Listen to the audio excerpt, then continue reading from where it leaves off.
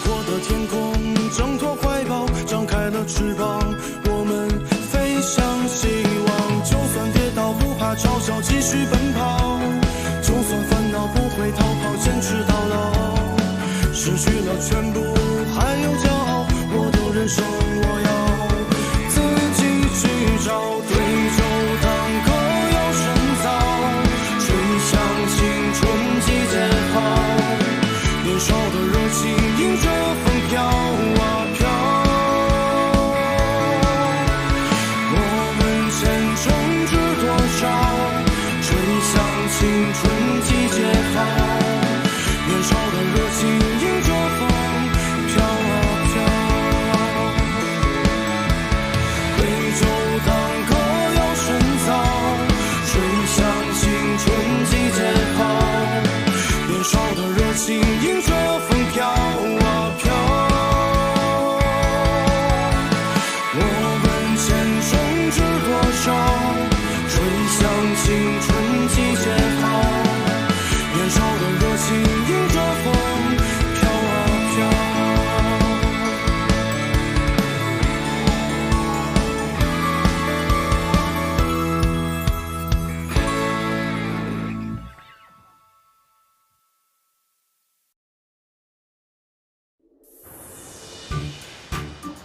观众朋友大家好，欢迎收看东财大电视台，我是代班主持人单丹。今日我校有2支辩论队打进省赛4强，今天由我单丹为各位带来现场报道。我们先来看看一队，来一队啊，我们一队都太熟悉不过，就不浪费时间了，来看看2、3、5队，来2、3、5队。我们是冠军。从客观上来讲，南北说的是对的。对手都很强，只能说我们尽力吧。不尽力，我们也是最强的。据说一队的队长刘燕子已经名花有主了哦，所以谁也不要给我打他主意啊！好，来，大家好，今天紧不紧张？说实话肯定是会有点紧张，但是我觉得我们的队友都已经做好了万全的准备。让我看好你哦，来，小鱼。我们加油！下一场比赛你们有信心拿下吗？尽全力吧。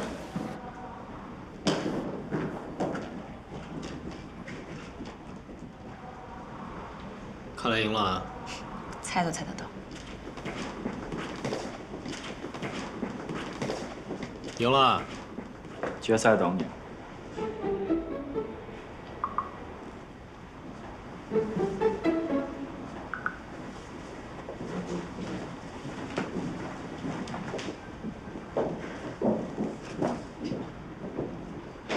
可算是找回点对刘燕子的感觉了。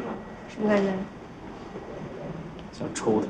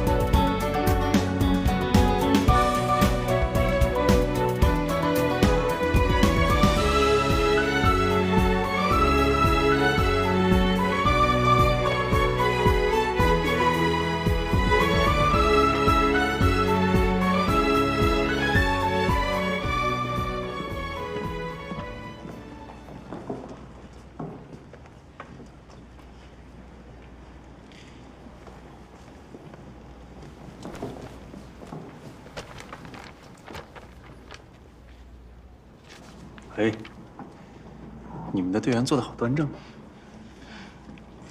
你们的队员倒是很活跃。那个，我平时都是采取放养的，这样能够调动他们积极性嘛。你是不是管太严了？总要让他们自己能够。那时候你倒是管得不严，结果嘞？大家好，欢迎来到本次比赛的半决赛现场，我是今天比赛的主席李义杰。今天2支会师半决赛的队伍将共同探讨接受现实还是改变现实更需要勇气这个话题。所以我方的观点是，接受现实比改变现实更需要勇气。谢谢。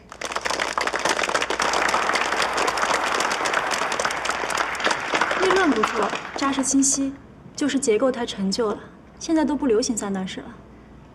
习惯了，这么怀旧啊？忘不了。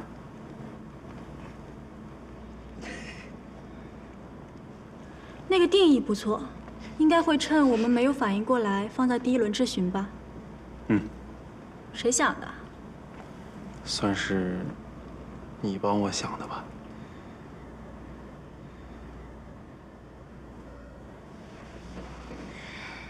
对方辩友的立论中指出，有时候现实是不可改变的，因此改变现实就需要面对绝望的勇气，对吗？一辩。对，没错。请举个例子，这种现实是不可改变的。三辩。玩这么野？啊，他呀，比较懵。比如万有引力定律就是不可改变的事实。不对吧？只在经典物理中，万有引力才存在，因为万有引力是牛顿对现实的一种描述，而非现实本身。请问四辩，什么是现实？现实就是一种客观存在的事实或者事物。如果牛顿的描述本身是客观存在的，为什么不能称之为现实呢？我想是可以的。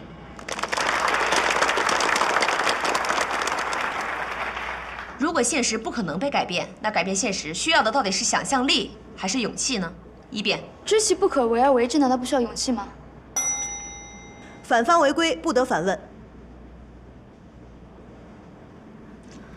小鱼跟一男不学好啊，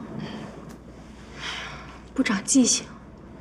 你还说人家？我记得当时你一着急就抢答反问，老是犯规。所以说就是他们老是不学好。你们这个二辩不错啊，很冷静。他呀，他以前可不是这样，也是个惯犯，跟你一样。不过你们这一轮质询没有实质性的推进啊。打个平手也不错呀。是吗？我怎么觉得是丢掉了先发制人的好机会呢？对方辩友，你们好。按照您方的意思，接受现实就是改变自己，对吗？四辩。是的。那您方判断谁更需要的标准是什么呢？一辩。哪个更困难，哪个就更需要勇气。为什么改变自己要比改变世界更加困难呢？难道您方的标准是建立在唯心主义的基础上吗？三辩。当然不是，您方定义改变现实是客观，而接受现实是主观，这本身就是有问题的。那请问什么叫接受现实？就是对现实不做任何改变的一个状态。做决定当然是一个心理过程，为什么心理过程不是主观的呢？一辩。对。做决定是一个主观的心理过程，可是改变现实不也需要做出决定吗？这不同样也是一个主观的心理过程吗？所以我们今天要比较的就是这两者之间谁更需要勇气。改变现实是一个主观过程，对方辩友想告诉我，万丈高楼平地起，截断巫山云雨，高峡出平湖，这都是靠主观想象完成的吗？一辩。不是。您方的观点是越困难越需要勇气。那么再次请问，为什么改变世界要比改变自己的内心更加困难呢？到底是改变万有引力定律，还是个人挑战整个社会的不公？哪一个比做心理建设更简单呢？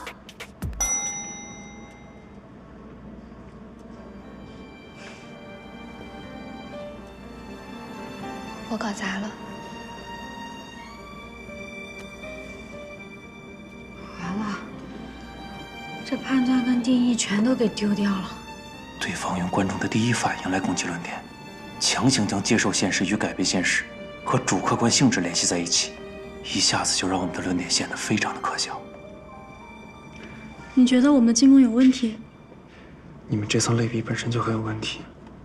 你们把改变现实和改造世界的行动等同起来，其实呢，却忽略了需要勇气的一定是心理活动，而非行动本身。没错。可是现在场面上你们已经压倒性优势了，这层意思要怎么有效地表达出来呢？如果是我，你会选择进攻。没错。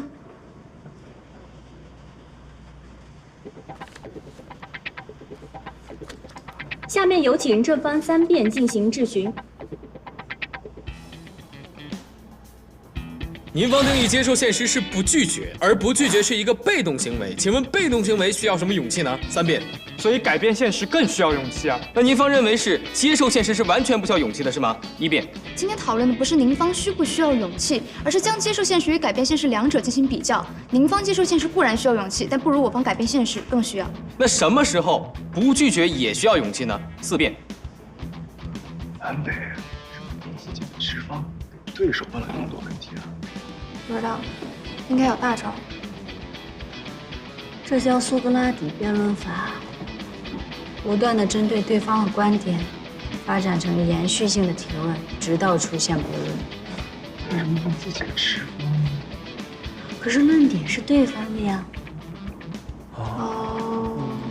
比如有一个不喜欢的相亲对象，但是碍于面子，我还是要跟他去吃饭，我没有办法拒绝。这个时候是不是一种勇气？这份勇气到底是用在不拒绝上，还是用在下定决心的这个心理过程中呢？3遍。后者。这个心理过程本身就是一个主动行为，而勇气只作用于主动行为上。而您方对于接受现实定义为是被动行为，这和我们今天聊的难道不是背道而驰的吗？4遍。问题是心理的过程可以指导我们现实的行为，这不是一件事情吗？如果是一回事的话，那刚刚您方2遍所做的主客分析和区分，难道不就没有意义的吗？不论是接受现实还是改变现实，都是心理过程来指导实际行动吧。漂亮。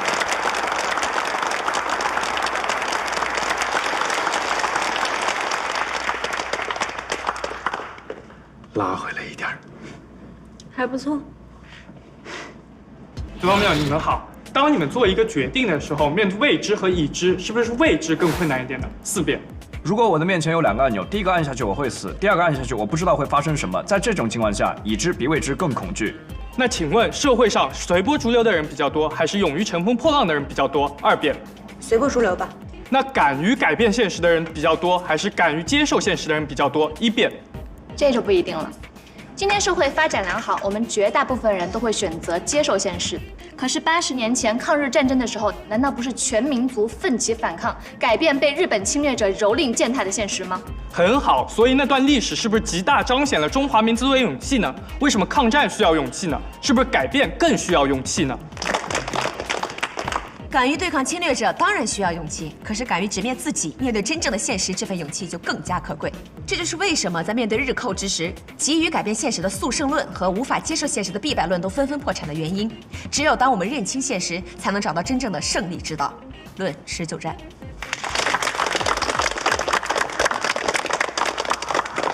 打平了。我的理论逻辑还没修补呢，这样下去还是你们赢。不过你们这支队伍真的很不错。我运气好。看你的样子，感觉又像回到了从前呢。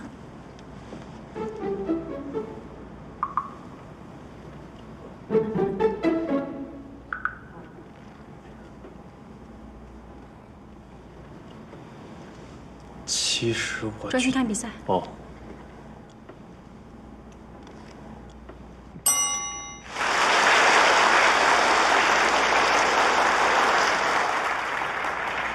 申请暂停。现在我们反方队伍申请战术暂停，时间为1分半钟，期间2支队伍及教练可上台与辩手进行交流，计时马上开始。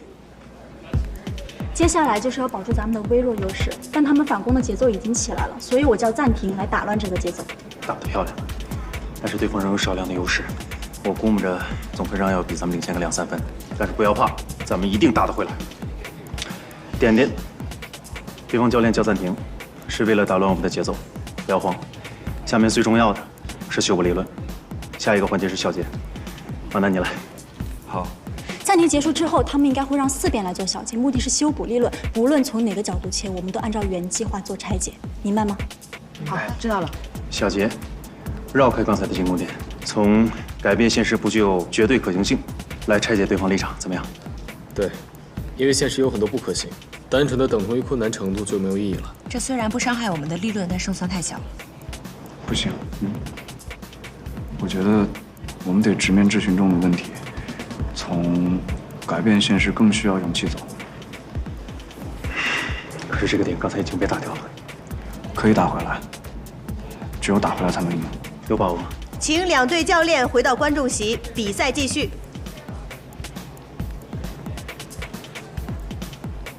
相信我。我要相信你。加油！放心，小撒。加油！加油！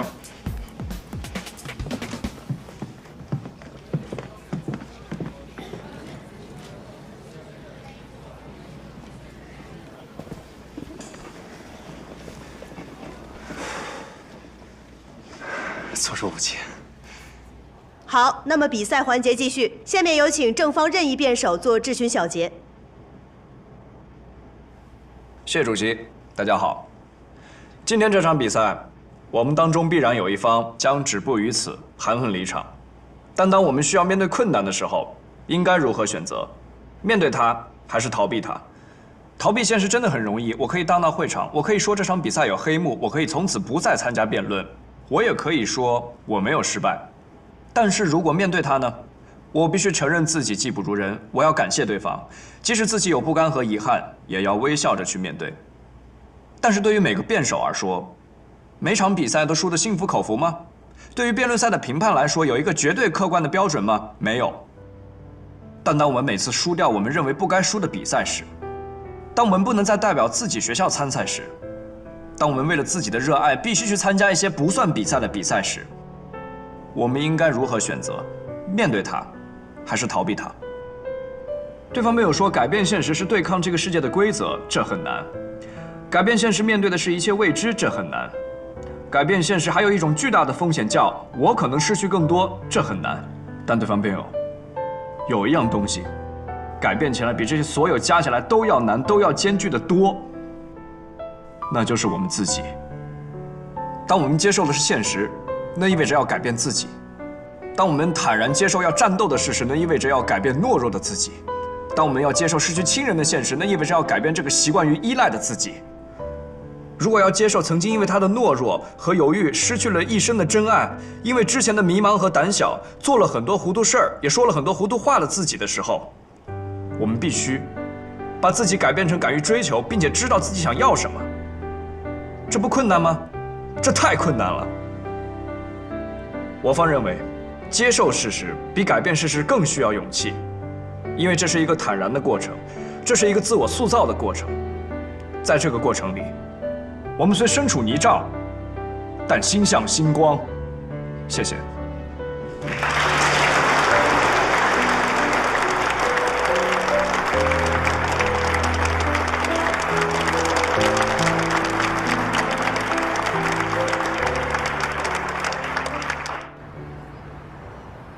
现在比赛结果已经在我手上，本次比赛的获胜方式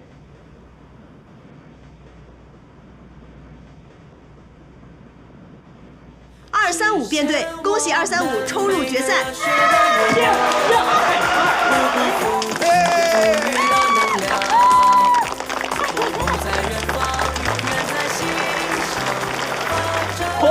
我要不看在脚下的那场，我早就大杀四方了。来几个。我估计他这会儿没啥心思。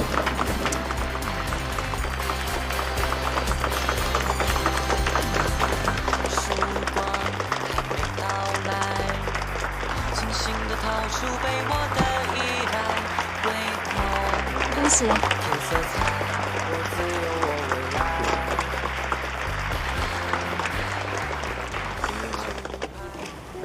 拉什么？啥瓜？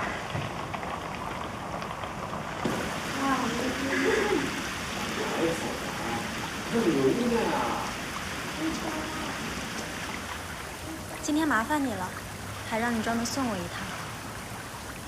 把行李箱扔到喷泉里啊！成吧。不成。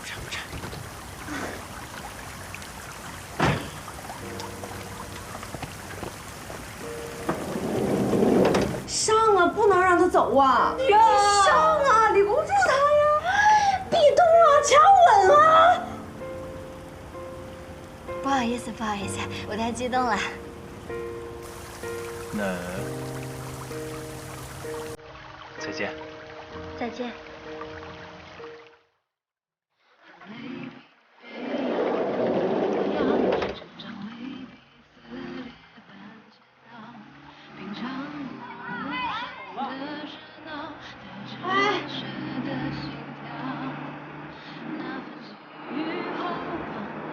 甜甜。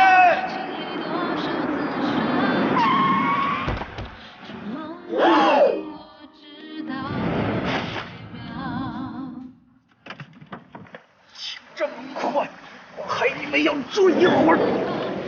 甜甜，不要走，不要去什么加拿大，留下来好吗？就算要走的话，我跟你一起，带上我好不好？我不想再放过你了，我不想等到我们老了的时候，我才能见到你。我更不想从现在开始的每一分每一秒，我都去后悔当初我为什么要让你走。我什么都不要了，要么你像一件行李一样把我带走，要么留下来。我必须要去加拿大。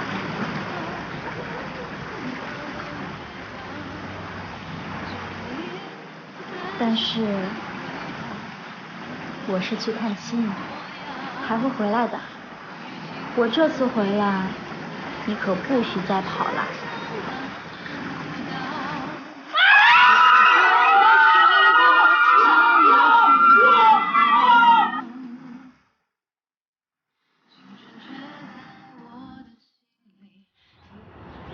本届省辩论联赛的决赛将在2日后举行。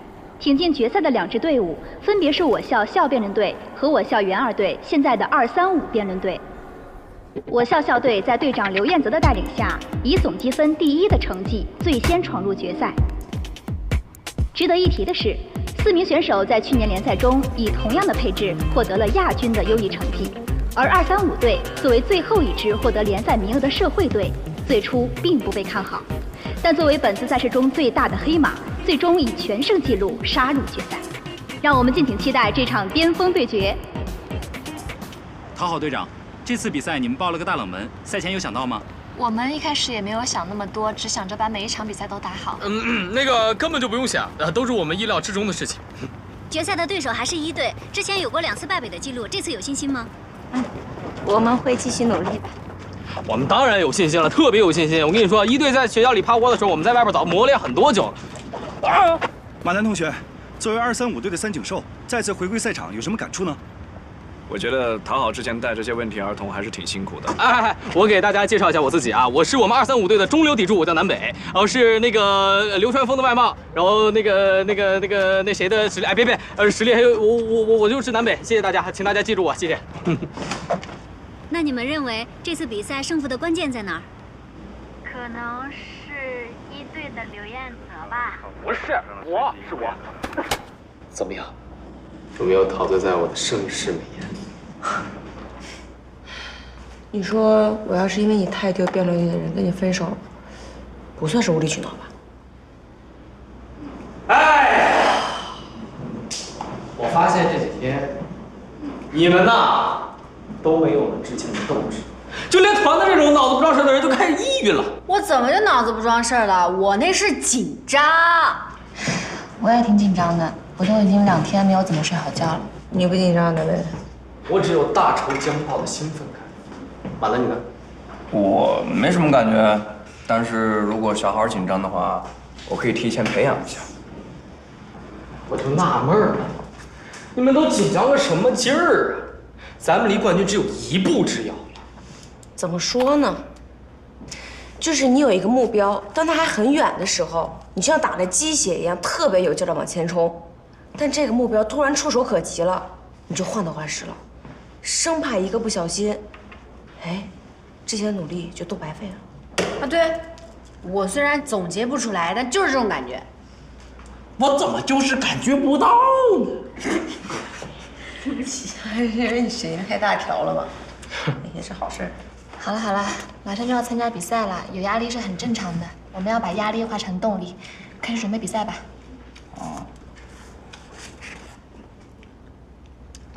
各位听众朋友们，大家好，欢迎收听校园广播，我是你们的校曹单丹。众所周知，我校实力最强的235队不费吹灰之力打进了省赛决赛。虽然这一次的对手呢是曾经惜败的对手校1队，不过这1年以来，以南北为首的235队不忘初心，牢记使命，奋发图强，砥砺前进，一定能打出一个漂亮的翻身仗。在这里呢，南北同学给刘彦泽同学的留言是时候展现我们真正的技术。而穆小玉同学给殷楠同学的留言是：我们定将以10倍奉还。好了，最后让我们以一首歌曲送给235队 ，We are the champion。队长，这是不是有点过了？队长，你女朋友你也不管管。好好备战，别被这些事干扰。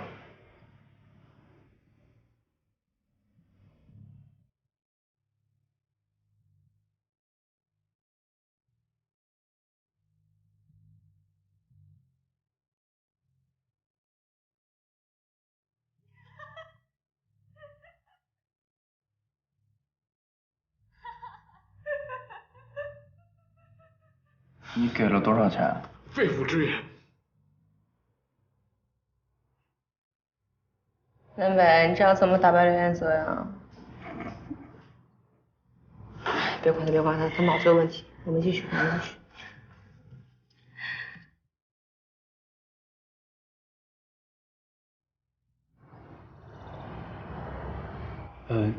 医生，您再说一遍，什么病？医生，我们家老张住院都这么长时间了，病情也没见好转。要是有什么，你就直接跟我说吧，我能承受得住。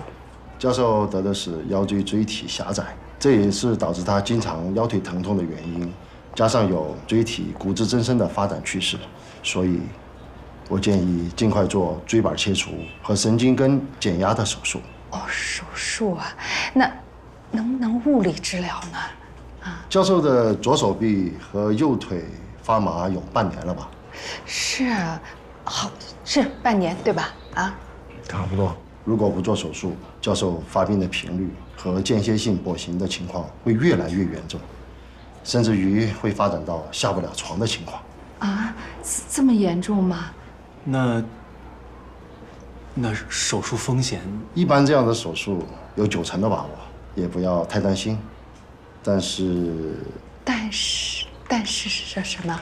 手术都是有风险的，尤其是你爱人的年龄偏大，风险也加大了。手术跟手术后的恢复也有所变故。总的来说，有20%的几率会影响结果，要么是术后恢复不当，导致瘫痪，要么是手术过程当中。当然了，保守治疗也是一种方法。你们尽快拿主意吧，教授，好好休息。谢谢。哎，谢谢你啊，医生。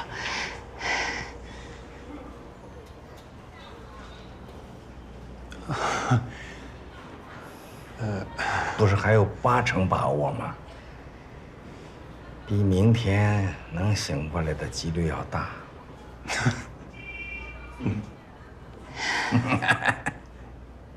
297、298、299、300。OK。厉害，累了吧？这个真的能缓解紧张吗？真的，今天晚上你肯定能睡个好觉。为什么？因为累了。你这个时候可不可以正经一点？你看啊，你作为队长，你要对你的队员自信一点。那你身为女朋友呢，就要对你的最佳辩手男朋友自信一点，知道吧？那我先回宿舍了。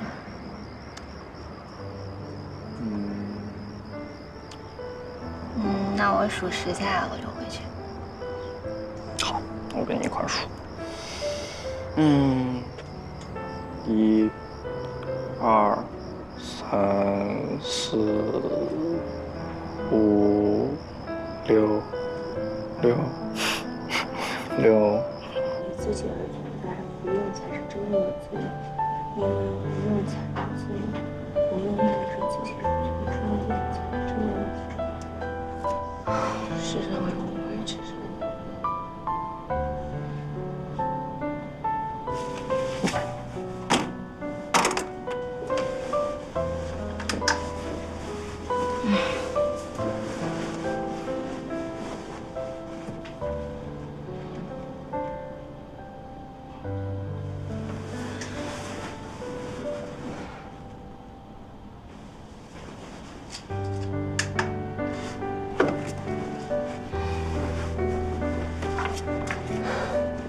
363个羊肉串，364个羊肉串，365个羊肉串，366个羊肉串，367个羊肉串。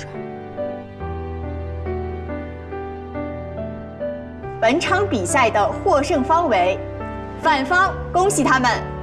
本次比赛的获胜方是东周财经大学代表队。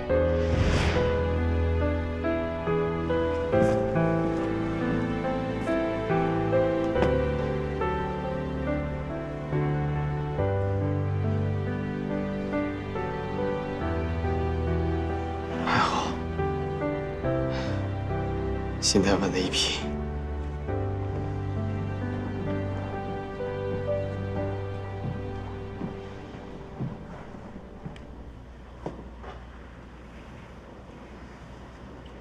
总觉得一有闪失，之前所有的努力都白费了。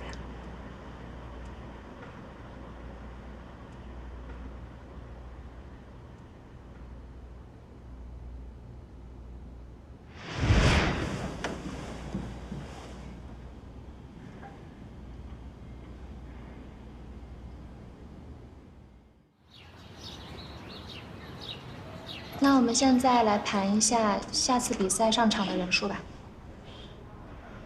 当然是我们最强配备你们4个啦。团子，虽然买完进队之后你上场的次数少了，但是我们从来没有质疑过你的能力啊。对啊，你也是校队主力嘛。如果你想上场跟我们说，你提出来也没关系的。我觉得团子打住！知道你又要对我人身攻击了。我觉得团子可以一战。那谁下场？我。你不会是想要我们上演一出苦苦哀求你的戏码吧？当然没有了，我们可以从2个方面考虑这个问题。第一呢，老教练不在，小萨也沉浸在恋爱中无法自拔。我呢，还可以在场外给大家一些援助。第二呢，我最近确实身体有点不舒服。你哪儿不适啊？我最近总是吐，然后头晕目眩的，腹部还有积水。我感觉我最近人都消瘦了，但是肚子特大。你没事吧？能不能撑着？哎，我不知道，我反正就特别难受。哎呀，要不咱去医院吧？哎，不用啊，我去过了，医生说我得打一段时间的针。一段时间啊，看来很严重了。你那个针是不是叫411啊？哎，对，就是它。我不知道为什么好难受。你得的这个是猫传腹，不传染人的。什么时候还开玩笑，找死！哎呦，头疼，不行了。哎，腰疼啊，阑尾疼，哎呦，我现在肚子疼，哪儿都疼啊！哎呦。广大家长请注意啦，猫传腹已不再是绝症，如出现持续低烧、食欲不振、白球比低于0.6的宝宝们，请及时治疗，还是可以救活的哟。南北是不是真的不舒服啊？你要不要去看看？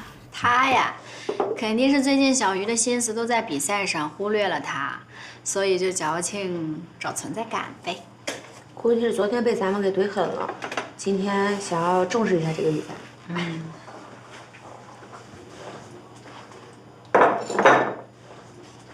哇，小豪姐，你发财啦！我们没有点这么多呀。送给你们的。怎么这么久了，终于混脸熟了？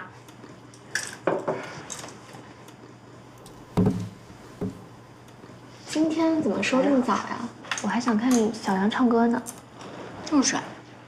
小杨，你们去哪？我们快要毕业了，而且这儿老板说要装修，我们就先撤了。那你们转站去哪儿？跟我们说一声，回头我们比赛完了去看你们。我们解散了。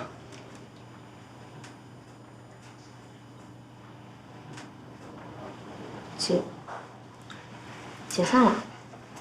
乐队成立快4年了，也没做出什么成绩，就是辛苦了水哥，怪对不起他的。挺好的，这样我也轻松多了，以后不用刷碗洗盘子，跑着送快递了。一直以来都是水哥打工支撑着乐队的开销，不然也不可能撑4年。所以啊，这对我们来说，也算是一种解脱了。就是这些东西，也不知道往哪放。要不放我们训练的阁楼，反正平时我们都训练，平时也不去。太好了，来，送你们的。酒水免单，那我也免费喝。 yes。水哥，我小兰，都在我的心里面。不是，我是说能不能再给我一张，我给我男朋友。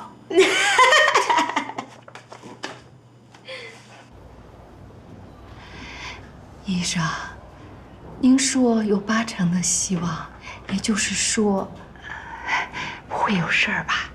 任何手术都不能保证没事儿，只能说成功率很高。那除了手术，还有其他的办法吗？如果保守治疗的话，还像以前一样，靠药物和日常理疗。但是根据检查报告来看，已经错过了最佳的药物理疗时段，有可能会引起瘫痪。当然，这个也因人而异。那医生，我们回去商量商量啊。行，需要尽快决定。哎，那医生，谢谢你了，谢谢啊。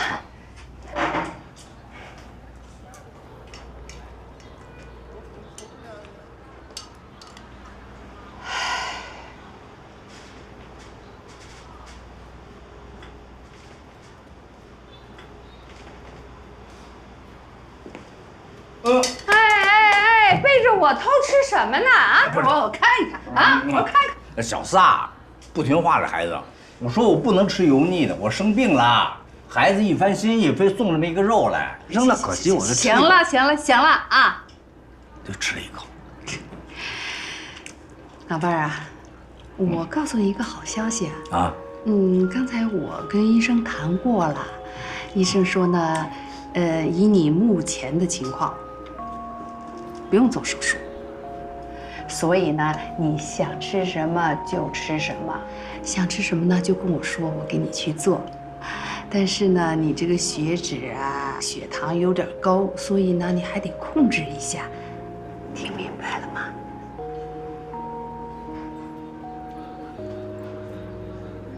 哟，听明白了吗？啊？老伴儿，说实话吧，我还能活几天啊？呸！瞎说什么呢？你瞎说什么呢？啊！哎，你再这样我就走了。我说错了，我说错话了。我就觉得我真的不用做手术了吗？当然了，不用做手术了。幸福来的有点突然，不太习惯。你晚上想吃什么？我想吃宫保鸡丁。啊，宫保鸡丁是不是啊？好，我晚上就给你做。哎呀，老伴儿真好。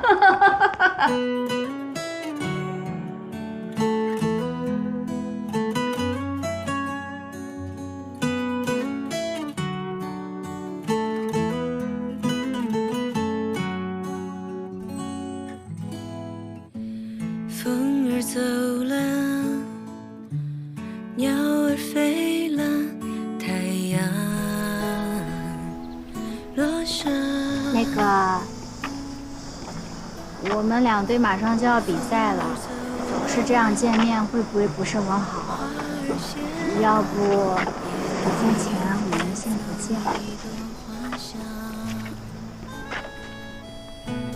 我是觉得，可能应该要避避嫌。不用吧？真的？我们不聊这个不就好了呗？再说，我们之前也没聊过关于辩论的事情。也对，我还以为你会同意呢。这种送命题我还知道答案的。哦，对了，南北最近是不是很奇怪？你怎么知道？我刚在超市看到他的。他干嘛？挺猥琐的。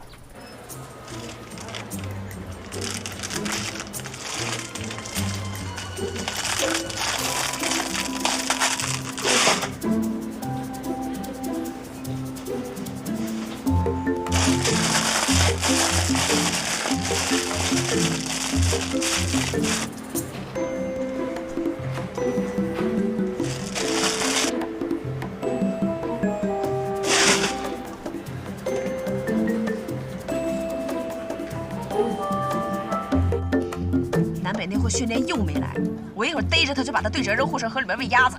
你这招不仅狂野还没用，他反而更不会说了。我干嘛？我往身边，我监视他。你俩能不能别那么刺激？这个时候就应该拿出女孩子的武器。什么武器？刀、枪，还是什么？不是那个武器，是温柔。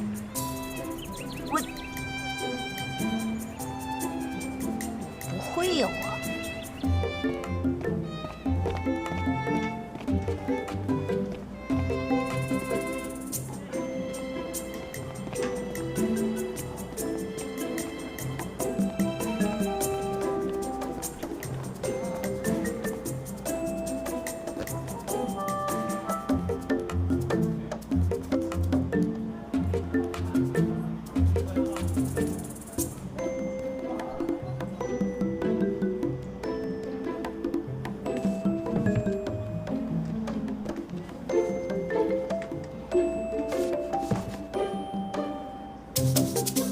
南妹，过来一下。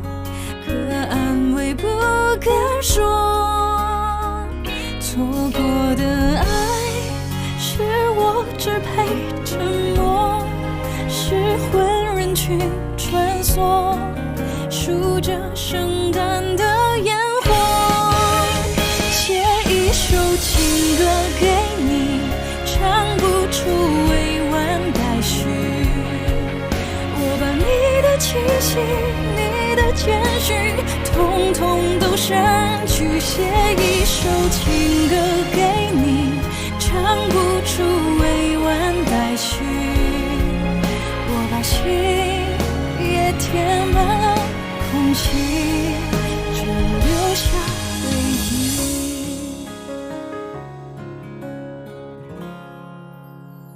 写一首情歌给你，唱不出委婉待续。我把你的气息，你的谦虚，统统都删